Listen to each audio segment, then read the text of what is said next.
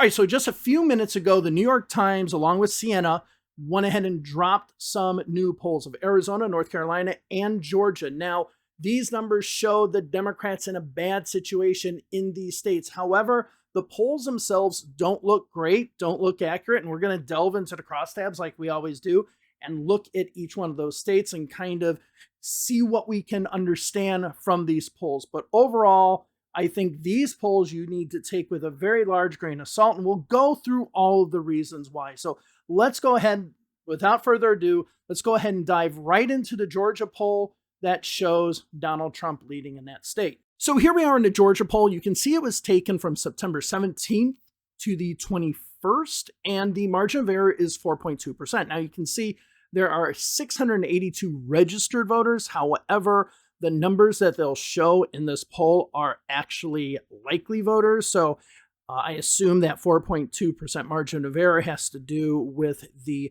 likely voters, and 97% are cell phones, and interviews were done for these instead of being automated or whatever. Now, one thing I just want to mention really quick, when it's 97% cell phones, especially in places where African-American voters are huge, like in Georgia and North Carolina, a lot of times you're going to miss out on a lot of the African-American senior vote, which is a huge chunk of the black vote in both of these states. So just keep that in mind when we're looking at this poll. So amongst men voters, we see that Kamala Harris is down 38 to 55. Now, Joe Biden did a little bit better with this group, but the 55 number seems to be on target. Now, what you'll notice is, and I'll just mention this now, is that the numbers that Donald Trump has will a lot of times be where the exit polls were back in 2020, whereas Kamala Harris's number is significantly down. And we've seen this trend in the last few New York Times Siena poll. Now, if you look at female voters, we see 51 to 43. That's,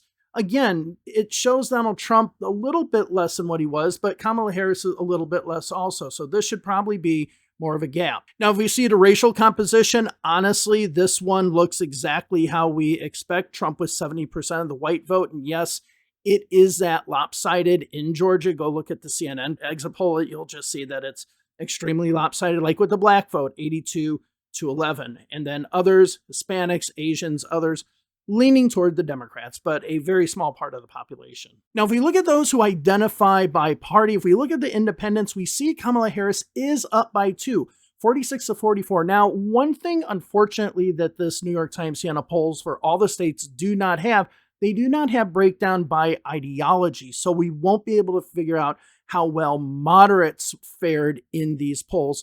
We only have independents, and this shows, again, like I've mentioned before, just because you win in independents doesn't mean that you're actually winning the votes, because independents can have different ideologies. Now, if we look at age, this is where it kind of gets really interesting in a Georgia poll, because the age distribution is about what we should expect, except for that 18 to 29 number. Now, we actually see the gap of 30 to 44 bigger than 18 to 29. And if we look at the last CNN exit poll in 2020, we saw that Biden won 18 to 29-year-olds by 13%. So this small 6% gap seems a lot smaller than it should. All the rest of the numbers look pretty on target. Now, this is where some of the real discrepancies start coming in. So we can see that Kamala Harris is up in DeKalb and Fulton County, 67 to 26. And if we take DeKalb and Fulton in the last election, Biden won 77% of the vote there. So it means that that number that we see for Kamala Harris for these two counties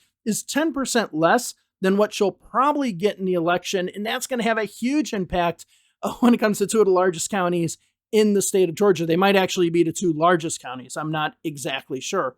The inner suburbs, this seems about right. Outer suburbs as well. All these numbers seem right, except for that DeKalb Fulton County number. That definitely should be more for Kamala Harris. And again, what you're seeing is you're seeing Donald Trump's number at around 26%. That's what he got around in the last election. But you see Kamala Harris's number down by 10%. That shouldn't be how it is. Okay, so now let's go ahead and go over to North Carolina, where we could see they were done on the same dates. They actually interviewed the same amount of people as Georgia, so all of the other numbers are the same. And that caveat with older black voters regarding cell phones and interviews, you need to put that here. Kamala Harris is down by 2, but this and all these, because the margin of error is so large, are she's within the margin of error 45-47. Now, if we look at men voters, we see that Donald Trump is dominating 56-39. However, this gap again is much larger. Donald Trump's number is about where it was in 2020, but the Harris number is down. So it seems like for some reason this poll is keeping the Trump numbers according to the exit polls in 2020, but reducing pretty substantially the Harris number. So we can see that men voters were won by Trump by 9%, and this is a lot larger. This is 17%. So we're talking about a doubling up, and there's no way that this is going to be a doubled up statistic once all the votes are counted. Now, if we look at women voters, we see 52-44 for Kamala Harris. This seems about right for the state of North Carolina. All right, so if we look at race in North Carolina, and this is about what we should expect, Donald Trump should be around 60% or maybe even a tad bit more with white voters. The black voters are right where Kamala Harris expects them to be, 84-9. But again, you see 84-9. That's a big gap that's missing that are undecided. And chances are those are going to go toward Kamala Harris. And then you see others 49-49 dead even. All right, so if we look at age, we can see these distributions are about where we think they should be. We see Kamala Harris doing a little bit better with 18 to 29-year-olds, and then it just gets a little bit worse with each one except for 65 and older. Again, as I've mentioned in a lot of polls, 65 and older is a little bit hard to poll in this election. Now, finally, let's go ahead and look at geography. And this is where we notice the biggest discrepancy. Even though these are pretty big, we're seeing a huge discrepancy here. So the Charlotte suburbs, those usually will be way more Republican, and we see that here. In the East, we actually see the same thing as well. But Mecklenburg County, where Charlotte is, we see that it is 41-57 for Kamala Harris, which is a 16% gap. Biden won Mecklenburg County by 35.1%. So we're talking about cutting Kamala Harris's numbers in Mecklenburg County nearly in half, and that would have a devastating effect on the poll. I mean, that discrepancy in and of itself would make up for the 2% gap that we're seeing. Maybe 1, but probably 2. So that is a huge discrepancy. Now, if we go over to the rest of the state, we do see that Kamala Harris is doing better, not in the West. I mean, the only thing out West really is we have Asheville that's probably making that 32% happen. But if we look at the Raleigh-Durham area, we see that it's kind of a blowout there. But Biden actually had won it by more, by 34.4%. So you put together the Mecklenburg County numbers and the Raleigh-Durham numbers. So Raleigh's in Wake County and then Durham is in Durham County. These in and of itself would probably make the poll tie if we actually go by what the reality of the electorate is going to be. So before we get into the Arizona poll, I know a lot of you come to this channel and you're not subscribed yet. About 80-90% of the people who come here are not subscribed. But if you like what I do and you like these numbers and they help you understand what the electorate is doing, please subscribe down below, hit the little bell. I'll be doing 1, 2, maybe 3 videos every day as all of this data comes in fast and furious. I have 3 scheduled for today. Well, 2, maybe a 3rd one coming up. We're waiting for some more data coming out of Virginia. But please go ahead and subscribe, and let's go ahead and go to Arizona. Now, to me, Arizona is going to be one of the ones that also have a big problem. So as we can see, Kamala Harris is down by 5%, 50-45 amongst likely voters. Now, this one is a little bit different. The dates are the same. The sample size is a little bit more, 713 registered voters, but the margin of error is a little bit higher. So that means of the people that they called who are registered voters, chances are they had less of them who were actually saying that they were likely to vote. And if we look at female voters, we see it much, much closer, 50-46. These margins are a little bit closer usually in Arizona. So this one doesn't surprise me that male number is a little bit high, but maybe the female number is about where we should expect it. That's probably going to be a 53-47 break for Kamala Harris in the election. Now, if we go ahead and look at age distribution actually seems about where we should expect. Kamala Harris is doing well with 18 to 29s and 30 to 44. One thing I find really interesting, a lot of these polls, is that it seems the ones that we're talking about today with the New York Times, it seems like the 30 to 44 number is higher. Kamala Harris getting killed amongst 45 to 64-year-olds, and 65 and older are breaking toward Donald Trump. As far as those who identify Democrat, Republican, Independent, the partisans, we expect them to be where they are.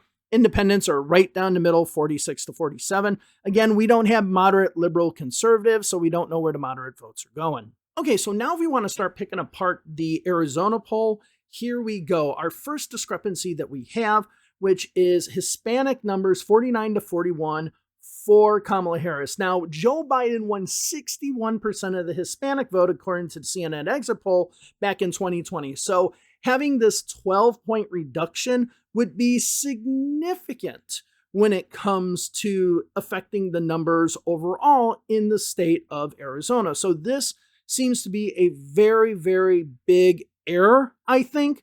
And really, that number should be in a poll at least in the mid-50s. And with how many Hispanic voters there are, that could maybe not cut that number of that gap in half, but maybe by 2%. Now, the other discrepancy that we have is in geography. So Maricopa County looks as it should be. Expect that to be about a 2-point race. That's usually how it is, one side or the other lately. The north and the east and the west look about where they should. It's Pima County, however. Now, they're showing in this poll that Donald Trump's only losing by 3%. However, Joe Biden won the county by 18.7%. So this is a big, again, a huge discrepancy when it comes to the geography in these New York Times polls. All right, so there we go. I just wanted to do a little bit of an overview of these polls. It does seem like there are some numbers that are way off. When we look at the geography, it seems like Donald Trump is doing way better in places that he shouldn't be doing, which is purely not going to be the case. When the election comes around, those places like we talked about, Pima County, Mecklenburg County, in and around Fulton and DeKalb, those are going to be more Democratic. We're definitely going to expect that. And then when we looked at that Hispanic number in Arizona, that actually was way off as well. So there are a lot of numbers that seem to be way off. This is a smaller sample size and the margin of error is higher. So therefore,